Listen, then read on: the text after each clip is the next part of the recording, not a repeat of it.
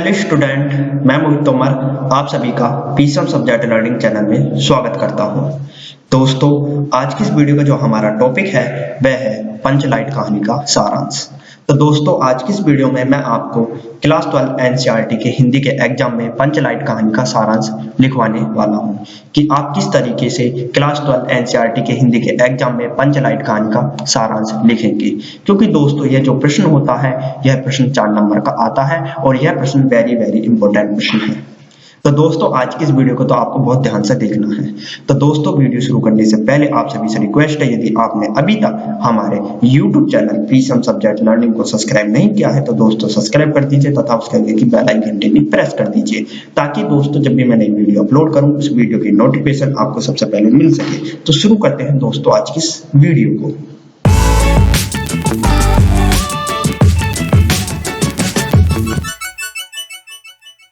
तो दोस्तों, class 12 NCERT के हिंदी के एग्जाम में प्रश्न 6 में प्रश्न लिखा हुआ आएगा, बहादुर अथवा लाठी कहानी के उद्देश्य पर प्रकाश डालिए, अथवा पंचलाइट अथवा बहादुर कहानी में से एक का सारांश अपने शब्दों में लिखिए। और दोस्तों, यह जो प्रश्न होगा ये 4 नंबर का होगा। कितने नंबर का होगा? 4 नंबर का। तो दोस्तों, इसी प्रश्न के आधार पर आज की इस वीडियो में मैं लेकर आया हूं पंचलाइट कहानी का सारांश। आज की इस वीडियो में मैं आपको पंचलाइट कहानी का सारांश लिखवाऊंगा कि आप किस तरीके से क्लास 12 एनसीईआरटी की हिंदी के एग्जाम में पंचलाइट कहानी का सारांश लिखेंगे। तो दोस्तों, आपको पहले तो हेडिंग डालनी है पंचलाइट कहानी का सारांश। तो दोस्तों, पंचलाइट कहानी का सारांश लिखने से पहले आपको पंचलाइट कहानी के बारे में पता होना चाहिए, क्योंकि सारांश का मतलब ये होता है किसी भी कहानी को अपने शब्दों में लिखना। तो यदि आप दोस्तों पंचलाइट कहानी का सारांश लिखना चाहते हैं तो आपको पहले पंचलाइट कहानी की जानकारी होनी चाहिए कि पंचलाइट कहानी में आखिर है क्या, पंचलाइट की स्टोरी क्या है आखिर।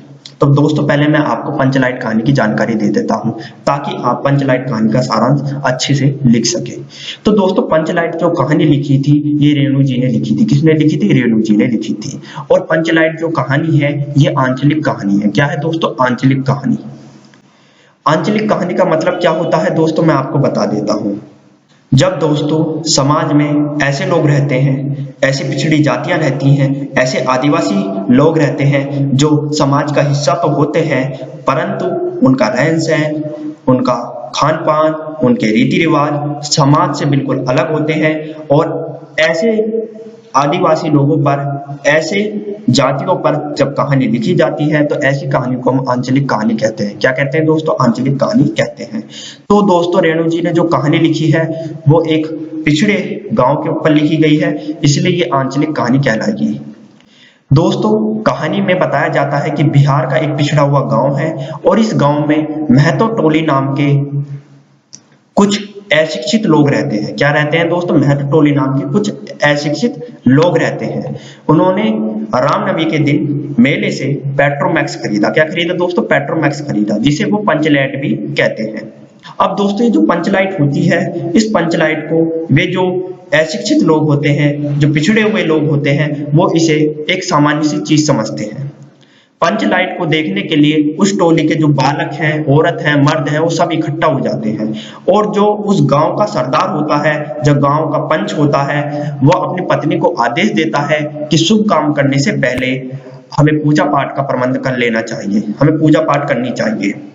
अब उस गांव के जितने भी लोग थे वो उत्साहित होते हैं, परंतु समस्या यह उठती है कि जो पंचलाइट है, जो पंचलाइट कहते हैं, उसे जलाएगा कौन? क्योंकि वो सीधे साधे लोग पेट्रोमैक्स, जिसे वो पंचलाइट भी कह सकते हैं हम, परंतु वो लोग उसे क्या कहते थे? पेट्रोमैक्स कहते थे।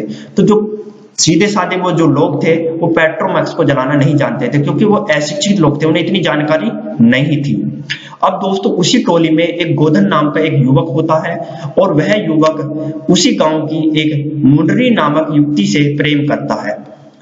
अब मुंडरी जो होती है, मुंडरी की जो माँ होती है, वो पंचों से गोधन की शिकायत कर देती है। शिकायत क्या कर देती है कि वह उसके घर के सामने सिनेमा का गाना गाकर निकलता है।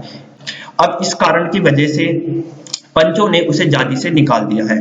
मतलब जो गोधन नाम का युवक है उसे पंचों ने अपनी जाति से निकाल दिया है। अब जो मुंडरी होती है उसको यह बात पता है कि गोधन पंचलाइट जला सकता है।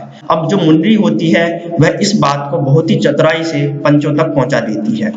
अब पंच जो हैं वो गोधन को पुनः अपनी जाति में ले लेते हैं और वह पंचलाइट को जला देता है। मुंडरी की मां गुलरी काफी प्रसन्न होकर गोधन को शाम का भोजन का निमंत्रण दे देती हैं और जो उस गांव के लोग थे, मर्द थे, महिलाएं थी, वो सब प्रसन्न होती हैं, खूब खुशियां मनाती हैं। पंचलाइट क्योंकि जल जाती है तो उसमें वो लोग जितने भी उस गांव के लोग होते हैं वो भजन कीर्तन करते हैं और वो सब बनाते हैं। तो दोस्तों ये थी पंचलाइट कहानी। अब दोस्तों आपको करना क्या है, पंचलाइट कहानी का सारांश लिखना है अपने शब्दों में। अब कैसे लिखेंगे तो दोस्तों मैं आपको बताता हूं। तो पहले तो आपको हेडिंग डालनी है पंचलाइट कहानी का सारांश और इसमें आपको लिखना है पंचलाइट रेणु जी की आंचलिक कहानी है। कहानी में बिहार के एक पिछड़े गांव के परिवेश का सुंदर चित्रण प्रस्तुत किया गया है। महतो टोली में अशिक्षित लोग हैं। उन्होंने रामनवमी के मेले से पेट्रोमैक्स खरीदा जिसे वे पंचलाइट कहते हैं। पंचलाइट को ये सीधे साधे लोग सामान्य की चीज समझते हैं। पंचलाइट को देखने के लिए टोली के सभी बालक, औरतें और मर्द इकट्ठे हो जाते हैं। सरदार अपनी पत्नी को आदेश देता है कि शुभ कार्य को करने से पहले वह पूजा पाठ का प्रबंध कर ले। सभी उत्साहित हैं, परंतु समस्या उठती है कि पंचलाइट जलाएगा कौन। सीधे साधे लोग पेट्रोमैक्स को जलाना नहीं जानते हैं। इस टोली में गोधन नाम का एक युवक है। वह गांव की मुंडरी नामक एक युवती से प्रेम करता है। मुंडरी की मां ने पंचों से गोधन की शिकायत की थी कि वह उसके घर के सामने से सिनेमा का गाना गाकर निकलता है। इस कारण पंचों ने उसे जाति से निकाल रखा है। मुंडरी को पता है कि गोधन पंचलाइट जला सकता है। वह चतुराई से यह बात पंचों तक पहुंचा देती है। पंच गोधन को अपने जाति में ले लेते हैं। वह पंचलाइट को जला देता है। मुंडरी की मां गुलरी काफी प्रसन्न होकर गोधन को शाम के भोजन का निमंत्रण देती है। पंच भी अति उत्साहित होकर गोधन को कह देते हैं, तुम्हारा साथ खून माप, खूब गाओ सिनेमा का गाना। पंचलाइट की रोशनी में लोग भजन कीर्तन करते हैं तथा उत्सव बनाते हैं। तो दोस्तों ये थी पंचलाइट कहानी का सारांश। अब दोस्तों इतना लिखने के बाद आपको एक लाइन छोड़ के एक और बात लिखनी है। कहानी में सीधे साधे अनपढ़ लोग की संवेदनाओं को वाणी देने में रेणु जी समर्थ रहे हैं। इस कहानी में आंचलिक जीवन की सजीव झांकी प्रस्तुत की गई है। तो दोस्तों आपको ये बताना होगा कि जो पंचलाइट कहानी जिन्होंने लिखी थी, रेणु जी ने लिखी थी, इस कहानी को उन्होंने किस प्रकार से प्रस्तुत किया इसके बारे में आपको बताना होगा। मैंने यहाँ एक दो बातें लिख दी हैं कि कहानी में सीधे साधे अनपढ़ लोगों की संवेदनाओं को वाणी देने में रेणु जी समर्थ रहे हैं। इस कहानी में आंचलिक जीवन की सजीव झांकी प्रस्तुत की गई है। तो ये बात आप लिखेंगे तो थोड़ा आपका पॉइंट बढ़ जाएगा, लिखने में और भी अच्छा लगेगा।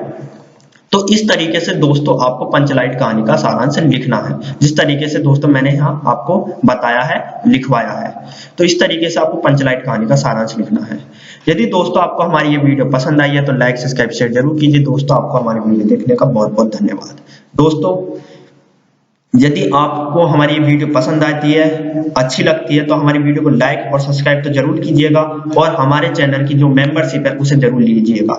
उससे हमारे चैनल को आर्थिक मदद मिलती है और यदि आप हमारे चैनल की आर्थिक मदद करना चाहते हैं तो जरूर हमारे चैनल की मेंबरशिप लीजिए। और यदि आप कुछ डोनेशन देना चाहते हैं तो आपको हमारा बैंक अकाउंट का नंबर, जो बैंक की डिटेल्स है वो आपको लिखी हुई मिल जाएंगी या डिस्क्रिप्शन में मिल जाएंगी, तो आप हमें बैंक के माध्यम से भी डोनेशन दे सकते हैं। तो जरूर दीजिए दोस्तों, क्योंकि हमारे चैनल को आर्थिक सहायता मिलती है, उससे हम अपने चैनल में उस पैसों को निवेश करते हैं। तो जरूर आप यदि सक्षम है तो जरूर दीजिए, और यदि नहीं दे सकते तो कोई बात नहीं, आप चैनल को सब्सक्राइब कीजिए और लाइक कीजिए, उससे ही हमें बहुत सपोर्ट मिल जाएगा यदि आप पैसे डोनेशन नहीं दे सकते। तो दोस्तों यदि आपको हमारी वीडियो पसंद आई तो लाइक, सब्सक्राइब जरूर कीजिए। धन्यवाद।